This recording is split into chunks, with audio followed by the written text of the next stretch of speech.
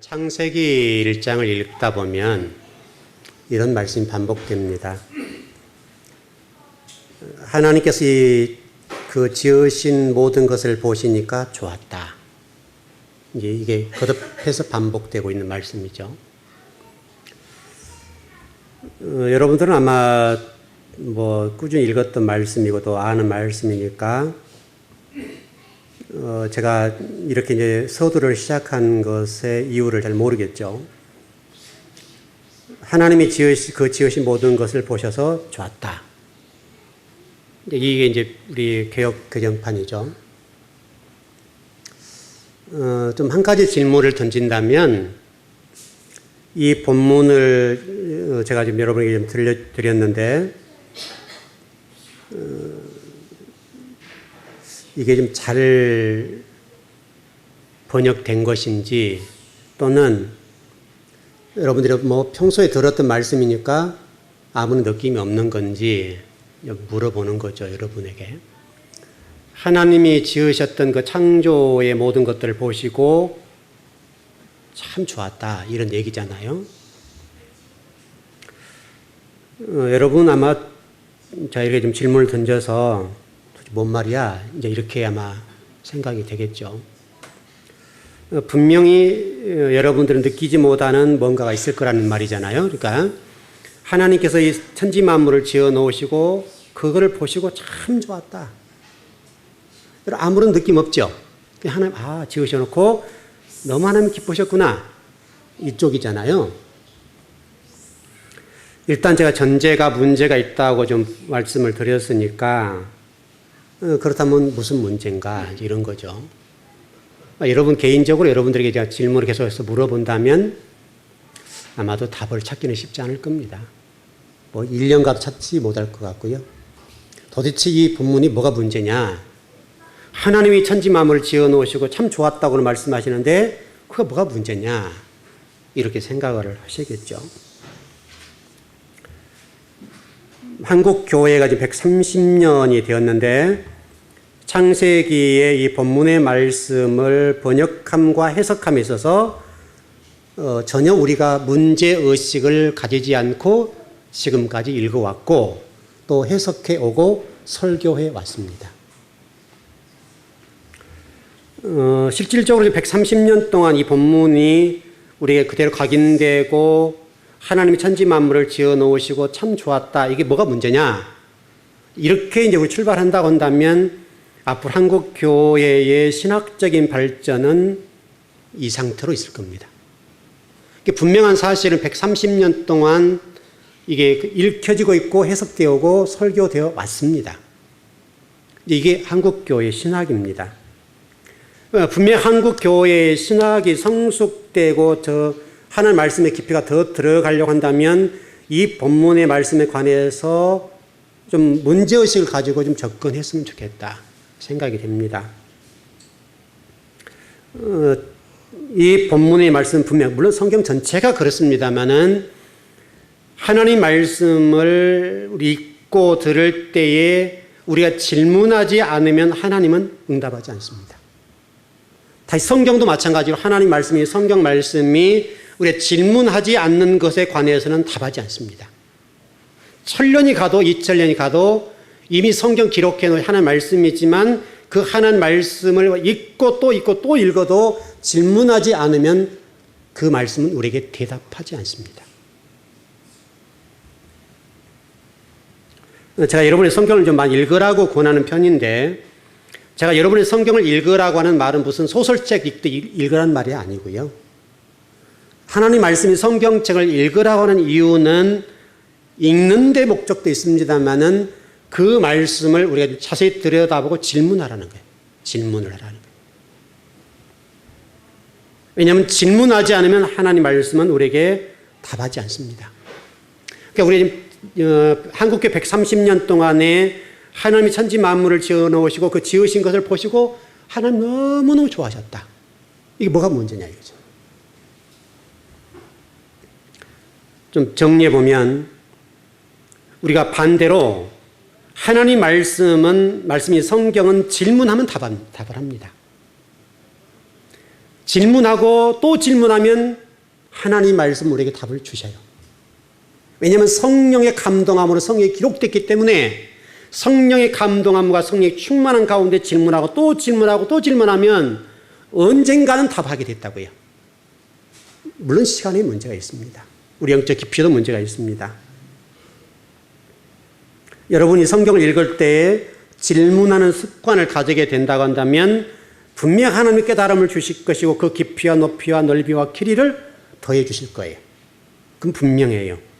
왜냐하면 그것은 제가 경험한 바고 제가 성경을 공부하고 연구하는 동안에 계속해서 풀어지지 않는 문제에 관해서는 온갖 서적들과 온갖 책들을 동원해도 풀어지지 않을 때가 많아요. 그럴 때는 그런 모든 지식과 모든 것들을 동원하지만은 그러나 그 말씀을 가지고 질문해야 돼요. 질문하게 되면 질문한 내용을 가지고 꾸준하게 묵상하고 또 질문하면 나도 모르는데 풀려요. 제가 언제가 여러분 이런 말씀 드린 적이 있어요. 그 성경 말씀인데 지나가는 사람이 얘기하는 것 가지고 풀어질 수가 있고 어떤 경우는 TV를 보는 순간은 풀어질 수 있고 어떤 순간은 사람과 대화하는 가운데도 풀어질 수 있고 어떤 일들을 보다가도 풀어질 수가 있고 다양하단 말이죠.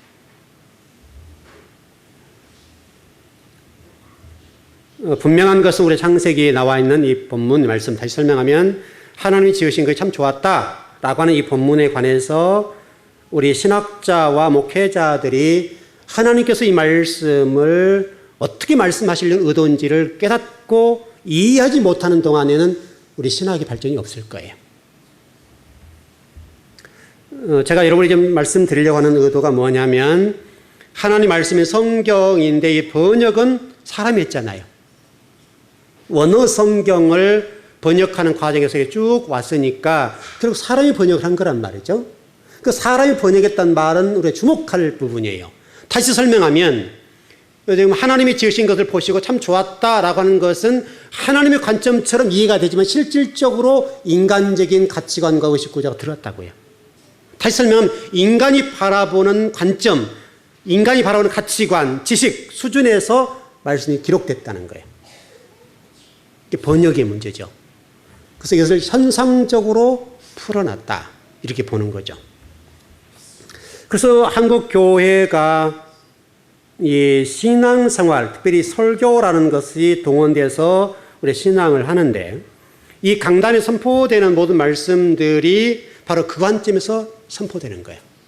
그러니까 복받아라라고 하는 말이 바로 이런 부분 때문에 그렇다. 현상적으로 이해하기 때문에 현상적으로 그렇게 풀 수가 없는 거예요. 예를 들면 이런 수준이에요. 자, 여러분이 아마 이게 좀 평생 살다가 돈을 모으다가 집을 한 채 사고, 아니면 집을 건축했다 합시다, 그냥. 여러분, 그러면 기분이 좋아요, 안 좋아요? 좋죠, 여러분. 바로 그 수준이에요. 우리가 집을 하나 이렇게 땅을 사서 건축을 하면 참 좋고 뿌듯하거든요. 그런 수준에서 성경을 번역한 거예요.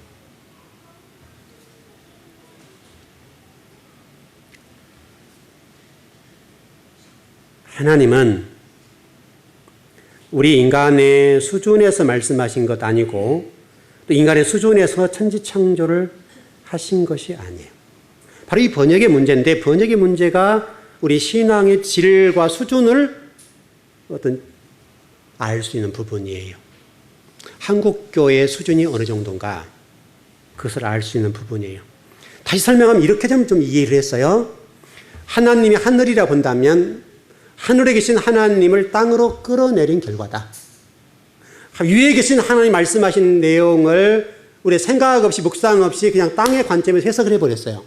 그러니까 하나님을 땅에 내려놓고 우리가 풀어보는 거죠. 이해를 하는 거죠. 하나님은 분명히 하늘에 계시거든요. 높은 분, 하늘에 있다는 말은 하나님 꼭 하늘에 있던 이게 공간적인 개념을 말씀을 드린 것이 아니라 하나님 우리가 질적인 차이, 이 질적 차이가 굉장히 수준이 다른 건데 다른 그것을 끌어서 인간적인 관점 하나님을 이해해버린 거예요. 설명하는 거고. 이렇게 한번 정리하면 될 것 같아요. 어느 기업가가 어떤 사업을 이렇게 구상해가지고 시기적으로 좀 대박을 났어요. 대박을 쳤다 합시다, 그냥. 그랬을 때 이제 임직원들과 모든 직원들을 모아놓고 딱 앉는 거죠. 그래서 이제 그 잔치를 한다거나 어떤 좀 칭송하는 시간을 본다고 한다면 딱 앉아서 이게 의자에 앉는 자세가 다르잖아요. 내가 이 정도야. 너희를 까불면 안 돼? 이 정도 수준이라고요. 이 본문 말씀이 그거예요, 지금요. 이 보시기 좋았다라는 말을 제가 히브리어를 쭉 좀 이렇게 공부를 해보니까요. 이 단어들을 좀 보니까 보시기 좋았다라는 말이 우리 창세기 1장 1절에서 베레시트라는 히브리어가 있지요. 이 출발이 배라는 단어로 출발이 배. 배라는 단어를 여러분 기억하시나요? 뜻이 뭐라고 그랬죠? 뭐뭐 안에. 뭐뭐 안에. 다시 설명하면 이게 뭐뭐 안이라고부터 출발하니까 뭐뭐 안이라고 하는 것이 누구냐. 누구라고 하는 기준이 있잖아요. 그 기준 안으로 들어가야 된다 이 말이에요. 그러니까 보시기 좋았다라는 말이 우리의 수준에서 설명하는 것이 아니라 다시 설명하면 뭐뭐 안으로 들어가야 된다는 게 돌이켜 들어가가지고 그 하나님의 머리, 하나님의 관점, 하나님의 사고, 하나님의 수준. 우리가 시기라는 것을 공부했는데 첫째에서 여섯째 시기를 공부했었죠. 그 시기 안으로 들어가는 지혜를 얘기하는 거예요. 보시기 좋았다는 말이 우리가 인간적으로 박수 칠 만한 좋은 것이다 이런 말이 아니라 돌이킴으로 붙어서 하나님이 천지 창조하는 시기 속으로 들어가는 하나님의 지혜를 설명하는 거예요. 좀 이해가 되는지 모르겠어요. 좀 어려운 부분인데요. 돌이킨다는 말, 우리가 베레시트라는 단어를 배웠었는데 베레시트라는 단어가 배 플러스 레시트라는 단어를 설명했죠. 뭐뭐 안으로, 그리스도 머리 안으로, 하나님의 머리 안으로. 이 높다는 말 있잖아요. 베레시트라는, 레시트라는 높다는 말이 있잖아요. 높은 머릿속으로 들어가야 된다. 다시 설명하면 그리스도의 머릿속으로, 하나님의 머릿속으로, 하나님이 생각하는 것처럼 하나님 보는 관점처럼 계획하신 바와 같이, 하나님 뜻하신 바와 같이 그 속으로 들어가야 된다. 그 단어예요, 지금. 그러니까 우리가 지금 좋았더라라는 말은 우리의 관점과는 너무나 다른 거예요. 우리가 보시기에 여러분 이해하는 수준에서 좋았어? 뭐 집 지어놓고 축하합니다 했을 때 좋은 그 상태. 이것을 말하는 게 아니라는 거예요. 좋았다는 말은 이 지금 히브리를 쭉 뜯어서 분석을 해보니까요. 제가 여러분 창세기 1장 1절에서 좀 설명을 드렸던 것처럼 하나님의 태초에 그 근본 의도인 뜻과 계획 속으로 들어야 된다는 말씀을 드렸는데 다시 설명하면 그 천지라는 말씀 드린 적 있죠. 천지를 이라는 말씀 드렸는데 하늘의 위에 저것들과 땅 아래 이것들을 모든 본체를 창조하신 그 지혜. 그게 좋았다. 그 말이. 그러니까 우리가 좋은 것과는 전혀 별개의 문제라고요. 특별히 이 단어가 쭉 좀 정리하고 좋았다는 말이 히브리어는 키토브라는 말이에요. 이게 6제까지, 5제가 되어 있어요. 5제. 6제는 달라요. 5번째 시기까지는 키토브, 토브라는 말이 좋단 말이잖아요. 좋단 말이니까 키토브, 포식이 좋았다. 근데 6번째 시기, 6번째 창조한 그거요. 거기는 전혀 달라요. 이 단어는 우리가 지금 주목해 볼 단어인데 이 단어가 뭐냐면 힘내 토부 그런 말이에요. 여러분 힘내 공부했었죠? 힘내. 힘내라는 말에 이렇게 설명을 드렸었어요. 여기와 저기. 여기와 저기. 하나님과 우리 인간의 이 수준 차이. 이것은 질적 차이. 이것은 여기와 저기. 여기와 저기를 설명하는 것이 바로 힘내라는 말이에요. 그런데 우리 주목해 볼 것은 이 힘내 토브라는 단어 속에 첫째부터 5번째 시기가 다 들었단 말이에요. 다시 설명하면 이 말이 우리 기독론을 축약하는 말이에요. 조금 어려워졌어요. 신학적인 문제니까. 다시 설명하면 무슨 얘기냐면 우리 성경 가운데 이런 말씀이 있어요. 예수님께서 말씀하시기를 나는 알파와 오메가라. 나는 양의 문이야. 나는 너희들의 길과 진리와 생명이야. 이런 말씀 있잖아요, 여러분. 우리 요한복음 같은 이렇게 굉장히 많이 기록됐잖아요. 바로 나는 뭐뭐이다. 나는 뭐뭐이다라고 하는 말이 뭐냐면 바로 그것을 얘기하는 거예요. 힘내. 이게 여러분 좋았다 그 말이에요. 다시 설명하면 그리스도 예수의 본체가 성경의 잣대다. 지금 좋았다란, 하나님 보시기 좋았다 그 말이 우리가 생각하는 좋았다는 말이 아니라 예수 그리스도 예수의 본체가 성경의 잣대다 그런 말이에요.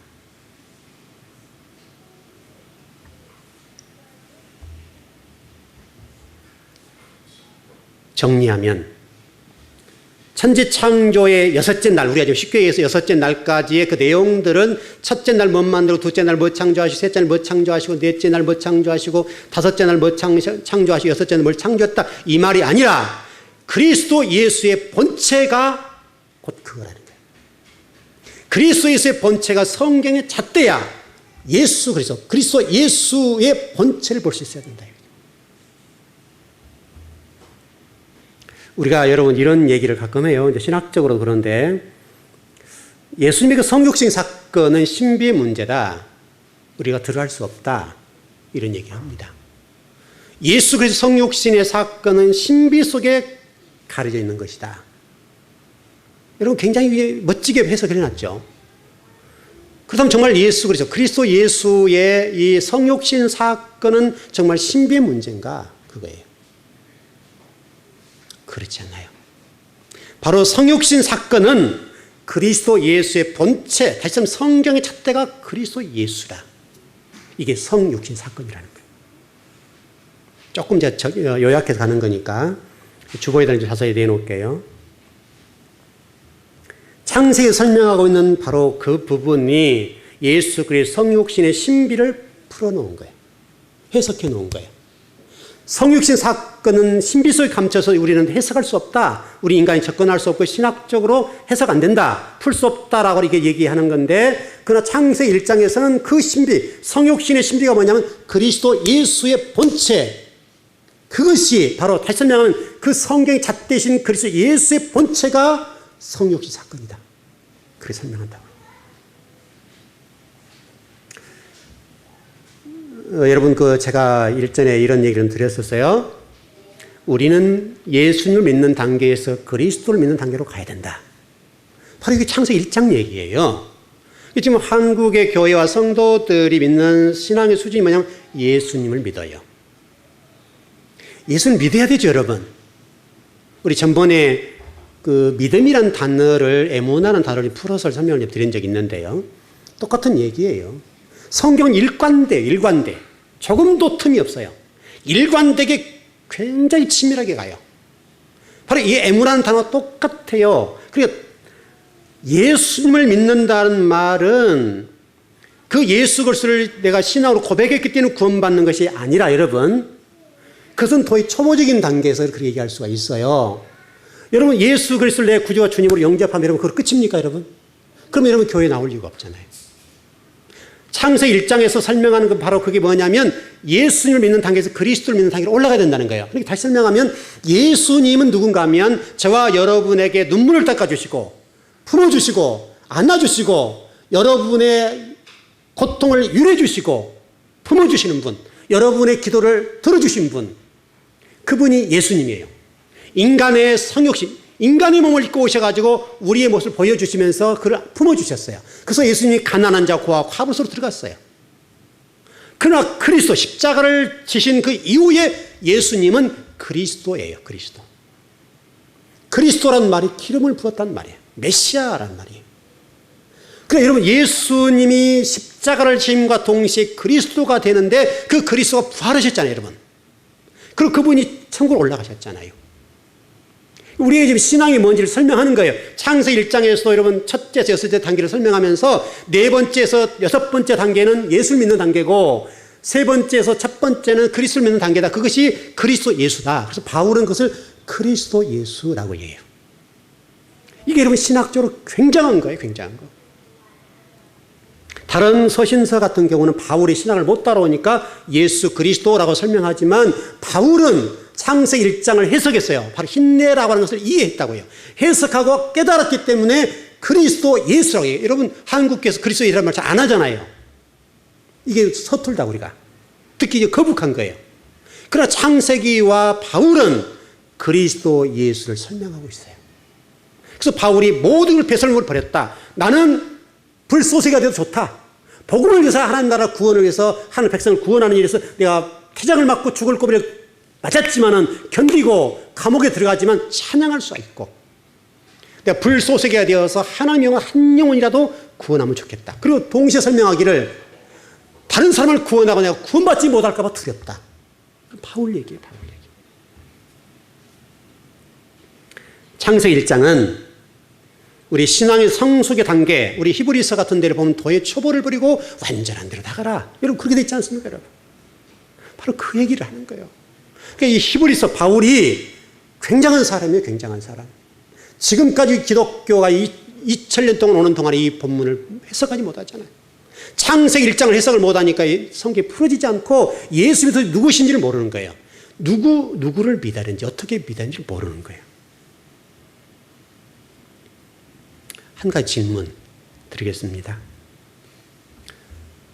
그리스도 예수, 또 예수 그리스도 대신 우리 주님께서는 하나님 보좌 우편에 어떻게 앉아 계실 것 같아요, 여러분? 어떤 모습 같아요? 그 예수님이 십자가를 지시고 3일 만에 부활하시고 부활 승천하셨죠. 부활 승천하셨는데 그 예수 그리스도께서 또 그리스도 예수께서 하나님 보좌 우편에 앉아 계시잖아요. 그 예수 그리스도께서 지금 어떻게 계시느냐, 어떤 모습으로, 어떤 형태로. 여러분 이해하는 그 예수님이 어떤 분이냐 이거예요. 왜 이 얘기를 드린가 하면 여러분 성경에 보면 이런 말씀이 있어요. 하나님 보좌 우편에 계신 그 예수 그리스도께서 또 그리스도 예수께서 오실 때에 구름을 타고 오시리라. 여러분 그렇게 되어 있죠, 여러분. 구름을 타고 온다는 전제는 구름 위에 예수님께서 서 계신단 말이잖아요. 앉아 계시는 어떤 형체가 있을 것이다. 이렇게 설명하잖아요, 여러분. 여러분 그런 내용 아니에요? 구름을 탄단 말. 여러분이 만일에 주님이 재림하실 때에 뭐 살아계시면 변화체로 할 것이고 돌아가신 부활체가 될 건데 우리도 구름을 타고 올라가는 거죠, 그럼요? 그렇습니까, 여러분? 우리도 구름을 타고 올라갑니까, 안 갑니까? 정리가 안 되시나요? 도대체 뭔 말이에요, 이게? 뭔 설교인지 도대체 이해가 돼요, 안 돼요? 여러분, 구름 타고 올라가는 거예요? 그냥 다른 모습으로 가는 거예요, 여러분? 얼마나 우리가 이게 현상적인 얘기를 좀 드렸는데 예수님 오실 때도 구름을 타고 오세요. 우리도 구름을 타고 올라가야 돼요. 얼마나 우리가 인간적이고 현상적으로 풀어놨냐고요. 여러분 하나님 보좌 옆에 앉아 계신 분이 우리 육체의 몸을 입고 지금 현상적으로 계시나요, 여러분? 여러분 그런 게 아니에요. 구름을 타고 오신 것이 아니라 구름 속으로 오세요. 구름 속으로 온다는 말이 중요해요. 구름 속이란 말은 우리가 인간이 이해하는 구름이 아니라 창세기 1장에 나와 있는 바로 이 첫째 시기에서 여섯째 시기에 그 시기 속으로 들어오시겠다. 다시 설명, 하나님의 근본의 뜻과 계획을 가지고 뜻과 계획을 이루기 위해서 오신 거예요. 그걸 설명하는 것이 구름이라고 하는 전제가 아니라고. 자꾸 우리는 하나님을 이해할 때나 하나님 오심에 대해서 이해할 때 뭔가를 이렇게 보여주는 것을 이해하려고 해요. 여러분 하나님은 영이세요, 육이세요? 영이시죠. 영이신 분이 무슨 구름이 필요가 있어요, 여러분? 여러분 그래요, 안 그래요? 동의돼요? 동의가 돼야 좀 진짜 앞으로 나가죠, 제가.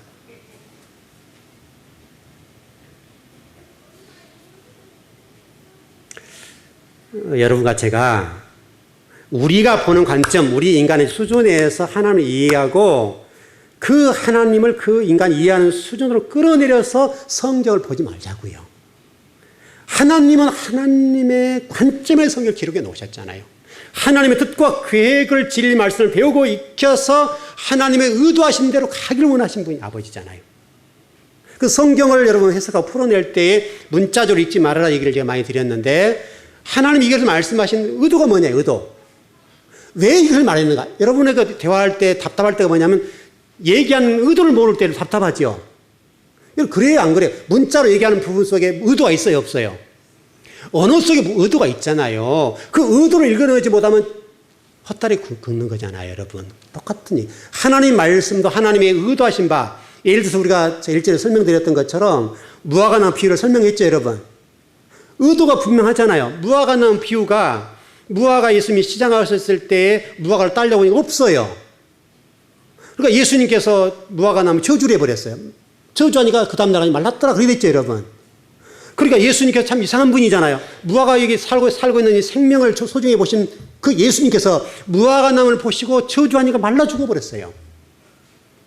그래서 이것을 가지고 한국교회가 성도들의 헌신과 충성하지 않으면 이렇게 되니까 충성해라. 이렇게 설명한단 말이죠. 설교를 하는 거죠. 그러니까 성도들이 그것 때문에 발발 떠는 거예요. 두려운 거예요, 하나님이. 여러분, 하나님은 두려우신 분이지만 사랑의 하나님이시잖아요, 여러분. 여러분, 그 말씀 어떤 말씀이라고 그랬어요? 여러분, 기억하셔야 돼, 그거요. 그 말은 무화과 나무를, 여러분, 상징이죠, 여러분, 상징.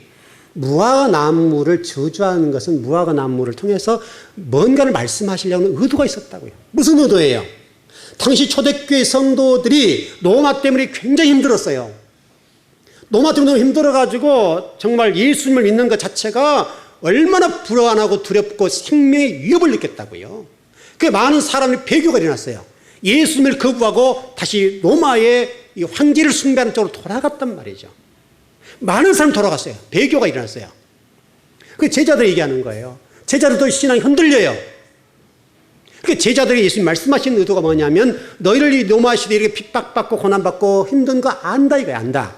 그러나 너희들이 소망을 가질 것이 뭐냐면 이 무화과 나무 말라 죽은 것처럼 로마는 금방 패망할 거야. 그러니까 견뎌내. 견디기만 해라. 금방 지나간다. 그러나 이 구원의 문제와 하나님 본 영원한 문제니까 견뎌라. 그 말이었다고요. 그게 하나님 말씀의 의도예요, 의도. 무화과 나무 말라 죽이는 것이 무슨 그게 잘못이에요. 그 속에 하나님의 의도, 예수 그리스도의 의도가 담겨져 있는 거예요. 성경은요, 하나님의 의도를 읽어내는 것이 어려워요. 그것은 질문해야 돼요, 질문. 고민을 해야 돼요. 묵상해야 돼요.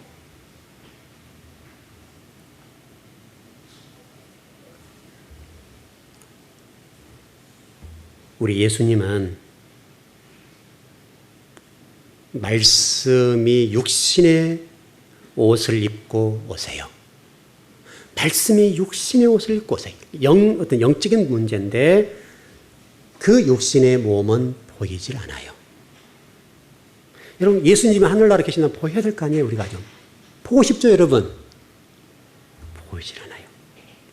정리를 하면 그 예수 그리스도 예수의 몸, 하나님 보좌 우편에 앉아 계신 그 예수 그리스도의 몸은 우리 혈과 육으로 된 몸이 아니라 혈과 육 속에서 이루어진 신령한 몸.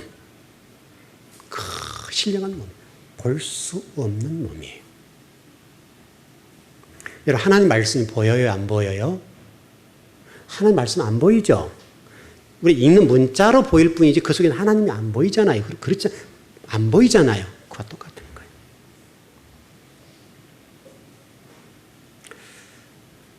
거예요. 여러분이 얼마나 정도 이해하지 못하든 나중에 기회가 되면 더 말씀 좀 드릴게요. 자, 하나님 정리하면서 넘어가 볼게요. 저와 여러분에게 예수님께서 이런 말씀하세요. 창세기 1장도 똑같은 얘기지만은 너희들이 나를 따라오려거든 너희들이 주어진 십자가를 지고 오라. 십자가. 여러분, 그 십자가가 뭡니까?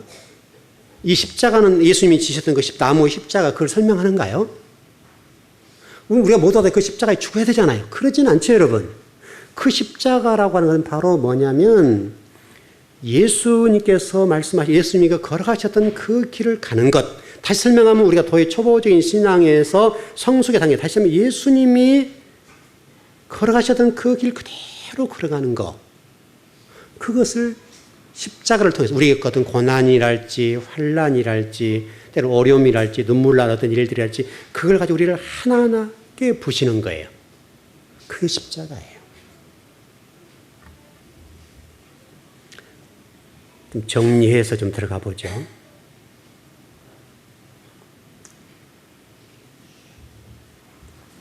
오늘 본문으로 좀 들어가 10절을 한번 보십시다. 지금 이 본문의 얘기를 제가 지금 하고 있는 거예요. 오늘 10절에 보니까 24장로들이 보좌에 앉으신 하나님 앞에 엎드려 경배하며 하면서 자신들의 멸관을 보좌 앞에 던지며 고백하는 장면이 나오고 있습니다. 자, 한번 들어가 보십시다. 이때 당시 요한이 목회할 때 상황을 보면 요한은 지금 밥 먹었으면 유배가 됐습니다. 그리고 많은 사람들이 죽임을 당하고 배교가 일어나고 정말 예수를 믿는 것은 죽음입니다. 죽음. 이 요한이 밥 먹었음에 유배되었을 때 절망했습니다. 하나님이 살아계시면 나에게 이렇게 할 수 있겠는가? 라고는 일들이 있었단 말이죠. 근데 하나님이 그 요한을 하늘 위로 올린 거죠. 올려서 지금 하나님 보좌 앞에 일하는 상황들을 쭉 그림으로 보는 거예요. 영상으로 보는 거예요. 신이 눈으로 보는 거예요, 지금. 보는데 지금 그 안에서 어떤 일이 벌어지고 있는가 하면 네 생물과 24장로들이 하나님 앞에 엎드렸는데 그 멸관을 던져버려요. 던지면서 하나님 앞에 납작 엎드려요. 여러분 이때 당시에 도미티아누스라고 하는 그 황제가 폭정과 이 네로 황제의 했던 그 엄청난 폭정적인 부분들을 다시 그대로 가져와서 초대교회 성도들에 핍박하고 죽이고 엄청난 일들이 벌어졌어요. 그 많은 사람들이 이 도미티아누스에게 머리를 조아리고 황제로 숭배하고 하나님으로 숭배했어요. 많은 사람들이었어요. 많은 사람들. 그런데 하나님 보좌 우편의 상황을 보니까 24장로들이 하나님 앞에 엎드리는데 자신의 멸관을 섰던 그 보좌 모든 이것들을 다 던져서 멸관을 던지면서 걸어가다 찬양하는 모습이 딱 그려지는 거예요. 여러분 지금 이 얘기가 무슨 얘기냐면 창세기에서 설명하는 그리스도 예수를 믿는 예수님이 걸으신 그 삶 그대로의 모습을 보여주는 거예요.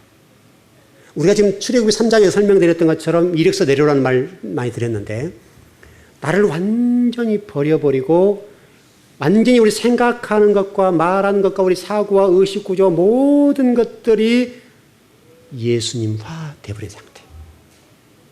그를 설명하는 거예요. 그 멸관을 집어던지고 주님을 찬양하고 납작 엎드린다. 납작 엎드린다는 말이 무슨 말인가 하면 그냥 엎드렸단 말이 아니에요. 당시 초대교회 상황으로 들어가 보면 당시의 패전국의 왕이 승전국의 왕 앞에 가서 벌거벗은 상태. 정말 왕의 모든 것들 다 이 왕의 가운 있죠. 그 멸관, 왕관들을 싹 벗어버리고 그 승전한 왕 앞에 가서 조아리는 거예요. 여러분 우리나라 그 사극들 보면 그런 거 있죠, 여러분. 사극들 가운데 승전국의 왕 앞 형제 앞에 가서 이 패전국의 왕이 가서 납작 엎드려 무릎을 꿇고 납작 엎드린 상태. 그 상태예요, 그 상태. 이게 여러분 신앙생활이라는 거예요. 하나님과 저와 여러분의 삶이 바로 이런 상태라는 거예요. 하나님 앞에 지금 그 상태로 머물는 상태가 창세기 1장 1절이고 바로 오늘 24장로들이 멸관을 집어던져 하나님 앞에 납작 엎드린 상태가 바로 그 상태. 여러분 그 상태가 신앙이에요, 신앙. 우리가 걸어가야 될 길이에요. 그런 현대는 불행하게도 이런 모습이 없어요. 예배의 형식화, 신앙의 형식화가 우리를 지배해요. 여러분 디모데후서 3장 5절에 보면 이 종교의 형식화의 문제가 심각해요. 예배도 형식화됐어요. 너무나 형식화되어서 24장로들이 그 하나 앞에 납작 엎드린 그 상태. 신앙생활이 뭔지 하나님 백성이 어떻게 사는 건지 우리 창세기 2장 15절 말씀 여러분 배웠습니다. 하나님이 저와 여러분 지으신 목적이 뭐라고 그랬습니까, 여러분? 계명을 따라서 예배하는 삶. 계명을 따라 예배한다는 말은 오직 누구를 위해 살아야 된다는 말이에요. 하나님을 위해 살아. 여러분이 사업하는 것, 직장생활하는 것, 여러분이 공부하는 것 모든 것들은 오직 그분만을 위해서 하는 거예요. 그게 하나님 자녀예요. 그러나 우리 예배적인 측면에서나 여러 가지 측면에서 그런 것들이 다 사라지고 형식적이에요. 주님은 오간데 없어요. 오직 인간적이고 세속적이고 현상적인 것들이 우리를 지배해요. 그리고 우리가 평안하고 안전하면 좋고 누리면 좋고 고난과 십자가 지는 것은 아니에요. 그 싫어하는 거예요. 하나님 나라와 의와 진리를 위해서 십자가를 지고 고난당하는 것은 싫은 거예요. 주님이 그것을 우리 주셨음에도 불구하고 나에게 주신 그 십자가와 나에게 주신 그 고난과 정말 주님의 나라와 의와 진리를 위해서 고통받고 힘든 것들은 하고 싶지 않는 거예요. 하나님 우리가 그게 필요하고 그걸 함으로 우리가 하나님이 말씀하신 대로 변화가 되어서 갈 수가 있는데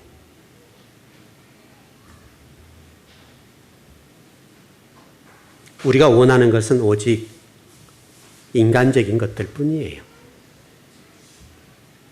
그러나 여러분 빌립보서나 예사야서 44장의 말씀을 보면 이 10절의 말씀을 인용한 말씀인데 뭐라고 됐는가 하면 그 보좌 앉으신 이는 세세토록 사시는 분이고 세세토록 사시는 그분 앞에 우리가 24장로들이 멸류관을 집어던지고 납작 엎드린 것처럼 우리가 그렇게 살았다. 엎드렸다라고 하는 말은 그런 말이에요. 바로 이 고대 근동지방, 고대 사회에서는 패전국의 왕이 승전국의 왕 앞에 납작 엎드려서 죽여달라. 그리고 살려주시면 이제 황제 폐하를 위해서 살겠습니다. 여러분 그렇게 고백하잖아요, 여러분. 그러면 그 패전국의 왕은 자신의 권리도 주장도 아무것도 없어요. 오직 승전국의 황제 앞에 명령한 대로 살아야 돼요. 그게 바로 신앙생활입니다. 그 종교적인 상황, 역사적인 상황과 정치적인 상황들이 성경 속으로 들어와서 우리에게 말씀하는 거예요.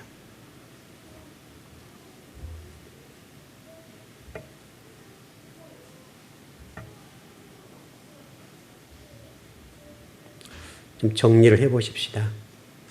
여러분 앞부분은 좀 어려웠겠습니다만 잊어버려도 됩니다. 정리만 하면 됩니다. 설교 핵심만 이해하면 됩니다. 24장로들이 자신의 멸류관을 던진다는 말은 무슨 말이에요? 자신의 물력, 권력, 힘, 세속적인 모든 것들을 내려놓는다. 다 내려놓고 납작 엎드렸다는 말은 죽었다. 죽었다. 주님 말씀하옵소서 종이 듣겠나이다. 그게 우리의 신앙생활입니다. 우리가 죽어야 삽니다. 우리가 죽어야 하나님 영광 받으시고 우리가 죽어야 진리가 증거되고 우리가 죽어야 하나님 나라가 확장되고 우리가 죽어야 예수 그리스도께서 살아나십니다. 우리 모두가 그 예수 그리스도만을 찬양하는 우리가 됐으면 좋겠습니다. 우리의 자아를 죽이십시다. 우리의 생각을 죽이고 우리의 의식세계를 죽이고 나는 이런데 이거 죽이고 주님 말씀하시면 말씀하옵소서 종이 듣겠나이다. 그 영의 말씀이 여러분을 지배하길 바랍니다. 네, 기도하겠습니다.